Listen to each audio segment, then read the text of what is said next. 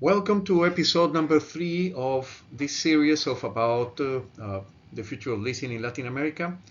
Thank you very much for joining me this time. Just to give you an update, if you haven't been following episode 1 and episode 2, we are exploring the future of leasing in Latin America in the context of the new normal that we are facing in the world today with the new geoeconomics and geopolitics, where international cooperation cannot be trusted, international aid cannot be trusted, and emerging markets need to find out the way to survive by themselves. Uh, in this particular case for Latin America, the basic premise here is that if we understand our past and our present, we should be able to shape a strong future. In the past episodes, we have highlighted a couple of important subjects. The first one is that there is a big paradox in one of the richest continents on Earth in terms of natural resources, in terms of assets, which is Latin America, is nonetheless a poor continent overall. And the main reason for that is that there is still a gap to make live assets. Most of these assets are dead, are out of circulation in the economy. And leasing is one of the instruments that certainly is designed to mobilize capital, debt and live capital as well. The second premise is a finding we have in episode number 2, which is the legacy of the colonial institutions in a legal system that is extremely formalistic, that was designed for control rather than commerce, and that nowadays is a big obstacle to economic development. So we need to overcome the limitations that this legal system is bringing, and one of the way to do that is through leasing, but we will talk about future changes in regulations. In the last episode, we review the economic evolution of Latin America from the colonial times to the Second World War times. And this is precisely at the time of the Second World War that the countries of Latin America have no other choice than to embark in a forceful industrialization. There was no way to import manufactured goods as in the past from Europe and the United States because they were busy in a war and all their economies were focused in what we call economy at war, which is manufacturing war instruments and dedicated to the war instruments as well. So scarcity was the rule of the game, and certainly manufacturing didn't arrive. So at this moment, the countries were embarked, countries in Latin America, in create indigenous industrialization. And in order to develop that, it came an important economic doctrine influence from economist Raúl Prebisch to propose a very heavy protection in Latin America, even beyond the end of the Second World War, in order to make possible that manufacturing industries will emerge and survive in Latin America. That was a good intention, but it was not sustainable. Anyway, the point is that the industrialization arrived with real social transformations. And the transformation were, number one, a rapid urbanization. A lot of people that used to live in rural areas emerged to the cities to seek employment that was generated by the new manufacturing shops. In the second point, literacy raise, that's a very good result. Nowadays, we can say that less than 5% of the Latin American population doesn't know how to write or read. And that also created a new urban middle class, which I think is very important to keep countries strong and societies strong. The downside is that in order to sustain that artificial competitiveness, the exchange rates were overvalued, and they created actually damage to the agriculture, production, and exports, which we will resent in the future. The industries were protected but never reached export competitiveness because they were efficient within their own markets but not internationally. And capital goods could not substitute force ever the additional borrowing. I mean, it was more dealing with limited investment because they were protected. Efficiency and productivity were not needed. Therefore, very little investment in capital goods started to happen there. But nonetheless, in the 1960s, leasing started to arrive in Latin America. And probably the pioneer was Mexico. By the end of the 1960s, with the creation of Arrendadora Serfin, which was the first leasing company in Latin America, very closely related with Rental Mac in Brazil, also in the late 1960s, probably 1969. To the point that in Brazil in 1974, the first leasing law was enacted, and this is still in force, the Ley 1699, that regulates what is called arrendamiento mercantil. And then Mexico and Colombia started to develop their own leasing companies. The intervention of development banks like the International Finance Corporation from the World Bank and international banks like Bank of Boston that became the leader of leasing in Brazil, Citibank that expanded the leasing operations in many countries like Argentina, like Colombia, like Mexico, and so on. Chemical Bank that also invested heavily in a leasing company in Colombia, and in the US, Leasing International that created some of the important companies. Probably the most notable is what today is Avivienda, number 4 in the ranking of Latin American companies, that was founded as Leasing Bolivar, being a joint venture between the International Finance Corporation and United States Leasing International. So at that moment, the access to technology embodied in capital goods, which is exactly what we say that leasing provides, started to come in the early 70s in most of the countries in Latin America. But then we get into a wall in 1982 when Mexico defaults and a lot of financial systems start to crash. That happened in Latin America. Many banks happened, for example, in Colombia. I think that I shared that personal experience with you. It affected me personally. But also, that was also the legacy of the crisis that was created, or the second Iran crisis in 1979. The world was in crisis in general. Paul Volcker at that moment decided to raise interest rates to unprecedented levels, 22, 23%, the federal lending rate.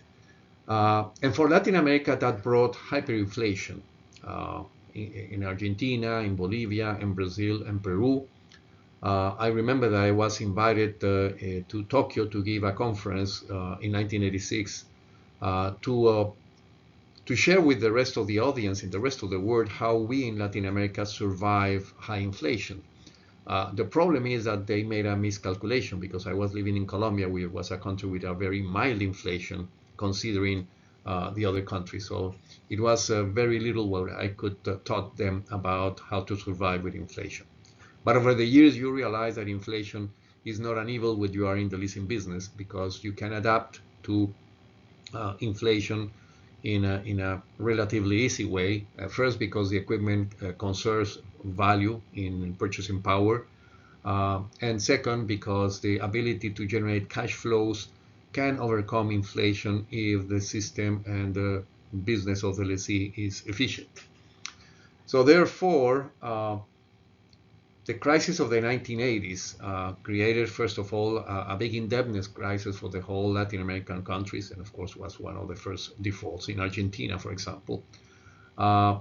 And leasing was facing some difficulties because the capital markets, because of inflation, were short-term minded. So funding sources were based in short-term lending, and leasing was offering medium to long-term financing. So that created a financing gap that eventually would affect some, but not all, of the players of the leasing industry. But that left some interesting lessons that would eventually uh, be useful in the future. And this is one of the things that we need to take into account. Then we have in the early 1990s the Washington Consensus, and something that was not expected, and probably nobody realized that we were in this kind of artificial bonanza, which is the entry of China into the international markets as a big and probably the largest purchaser of commodities. So you can see in this graphic how commodities started to grow. The export of commodities from Latin America to China grew exponentially between 1990 and 2013. And of course, we were all very happy. Oh, the economy is running great. And of course, all the governments big hug for that in Washington Consensus that actually provided for total liberation of the markets and openness of the economies. Well, that was wonderful. That was the recipe for prosperity. We didn't realize that we were supported by something that eventually will drop the shoe. NAFTA, the North American Free Trade Agreement between Mexico, Canada, and the United States, was agreed in 1994. Mercosur was established in 1991, the free trade agreement between Argentina, Brazil, Uruguay, Paraguay. Chile implemented the most aggressive reforms to our capitalism based on the theories of Milton Friedman, free markets, privatization of everything, and that became the panacea at that moment. But we didn't realize that the main reason for that, of this Belle Epoque that happened between 2003 and 2013, was the rapid industrialization of China that created big demand for commodities. And the result of that is that by 2013, China displays the United States as the leading trading partner in countries such as Brazil, Chile, Peru, and we'll see some other, but these were the most important ones, most great exporter of big commodities, which nowadays are also the main trading partners of China. So what happened? In 2013, China dropped the shoe and said, okay, I don't need more commodities. I'm okay with what I have. And then that super cycle ended. Commodity prices fell because China's demand cooled. And then regional growth downshifted after this expansion of the prior decade. Then we have the collapse of Venezuela that drove actually 7 million immigrants across the region. That was an effect that even today haven't been cured. Then we have the pandemic, the COVID-19, that struck Latin America harder than in any other region, and all the public spending that was generated by the pandemic has not been recovered nowadays. And then we have inflation, the inflation resulting of the post-pandemic, 2021 to 2033. The United States didn't notice that because it was very well managed. Nobody recognizes that to the US government between 2021 and 2023. But history will give its testimony on that. But the volatility for Latin America was great, and well, that created challenges and at the same time opportunities. And let's focus in the opportunities that came out of this system, because this is part of what we need to discuss about the future. In the present, between 2013, 2026 onward, the situation that is happening today is the following. We have three opportunities: nearshoring, green transition, and hydrocarbon frontier. The first opportunity, nearshoring, certainly Mexico became the big winner, because the North American Free Trade Agreement, whatever the name you can put it to that, built a very strong manufacturing base in Mexico. And Mexico became the factory of the Americas. Mexico is today the factory of the Americas in critical areas like automobile, aerospace, and other important areas. Agro-industry is also one of the fields of Mexico that goes beyond the radar, but is absolutely important. So just to give some examples, in 2025, Mexico exported manufacturers for $535 $5 billion. Certainly is the number one trading partner of the United States. And it received 41 to $43 billion in record foreign direct investment. So even though we have all this rhetoric in the United States against the North America Free Trade Agreement, even without a free trade agreement, Mexico is going to be the leader in nearshoring. You cannot modify geography by policy. The second opportunity is the green transition boom. Latin America, and especially the southern part, Argentina, Chile, Peru, have the largest global reserves of copper, lithium, and food. But let's talk about copper and lithium, which are the most important raw materials for batteries. Renewable energy is worthless if we don't have batteries, because the sun and the wind, they don't work 24 hours. So you need to capture the energy of the sun and the energy of the wind into batteries. Batteries are the key of renewable energies. And Latin America has the key of that. So Chile and Peru rank first and third in production of copper. In lithium, Argentina, Bolivia, and Chile have a triangle that holds 50% of global reserves. But also food. Brazil and Argentina have very efficient agriculture. And thanks to the tariff war and the Liberation Day of President Trump, the consequences of that is that many countries, such as China, decided to switch their purchasing of agricultural products, like the soybean, for example, from the United States market to Argentina and Brazil. So they need to thank Mr. Trump for the Liberation Day. But this is something very important that shows the potential of the rest of the countries in Latin America, how we can really build our strength on investment in the agricultural system, because we have the natural conditions to do that, and we can become independent of any of the large powers, being China or being the United States, because the lesson learned is that dependence does not help. The third one is hydrocarbon frontier.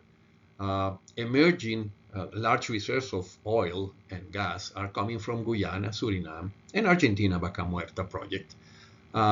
Even though we are in the transition out of hydrocarbon-based economy, I think that we have still many years to come where still oil is going to be useful for the general economy. And what we need to do is to become responsible in the way we extract and trade with oil and derivatives. So I believe that there are clearly a lot of opportunities for investment, and leasing can position itself to be the driving force for that. There is large demand coming from machinery, skills, and infrastructure. So there is no excuse to say to the leasing business in Latin America has no opportunity to grow. We have lots of opportunity to grow. And with this, I'm going to finish episode number 3. I invite you to join me in episode number 4, where we will keep examining the future of leasing in Latin America based on the lessons that we learned from the past. Thank you very much for joining.